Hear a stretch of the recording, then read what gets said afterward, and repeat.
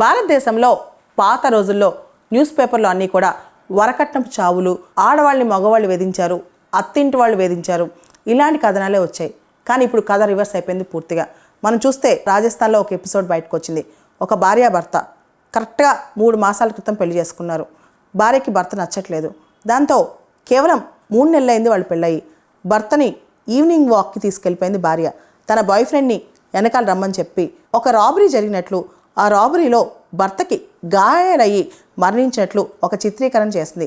తన boy friend బిల్కొచ్చి ఒక బండితో గుద్దిచ్చి, అంతేకాదు కొట్టించి, అమ్మాయి తన సెల్ ఫోను, నగలు అంటే ఒక ఎలిబి సృష్టించడం కోసం నిజంగానే రాబరీ జరిగిందని చెప్పి తన నగలు, సెల్ ఫోన్ ఇవన్నీ ఇచ్చేసేసి నమ్మించడానికి ట్రై చేసింది. కానీ పోలీసుల ఎంక్వైరీలో రాబరీకి ఇంత దెబ్బలు కొడతారా, చావు దెబ్బలు కొడతారని చెప్పి పోలీసులు ఇంట్రాగేట్ చేశారు. దాంతో అమ్మాయి దొరికిపోయింది. కథ మొత్తం, అమ్మాయి వేసుకున్న ప్లాన్ మొత్తం ఫ్లాప్ అయిపోయింది. మనం చూస్తే కనుక రీసెంట్గా కూడా మన తెలుగు రాష్ట్రాల్లో కూడా చున్నీ చుట్టేసి, చున్నీ వేసి కప్పేసి మొగుడిని చంపేయటం, ఇలాంటి కథనాలు విపరీతంగా అయిపోయాయి. ముఖ్యంగా పెళ్ళైన తర్వాత పారాని కూడా ఆరకుండా మొగుడిని చంపే ప్రయత్నాలు చేస్తున్నారు చాలామంది ఆడవాళ్ళు. ఇటువంటి కథనాలు మనం ఇక్కడైనా ఆపాలి. ఎందుకంటే సమాజం మారుతుంది.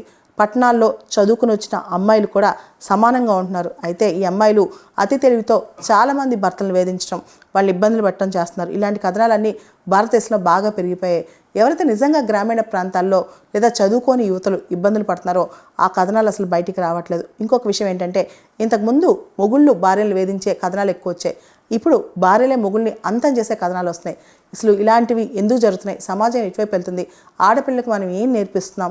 ఆడపిల్లలు ఏ విధంగా మెలగాలి అంటే సమానత్వం, అవన్నీ ముఖ్యమే. కానీ తోటి మనిషి మనలాంటి వాళ్ళే, ఇష్టం లేకపోతే ఆ పెళ్లి చేసుకోకూడదు లేదా వదిలేసి వెళ్ళిపోవాలి. అంతేకాని చంపడం ఏంటి? ఇట్లాంటి స్టోరీస్ అన్నీ కూడా చూస్తుంటే అసలు మనం ఎటు వెళ్తున్నాం? మన సమాజం ఎటు వెళ్తుంది? స్త్రీలు ఎటు వెళ్తున్నారు?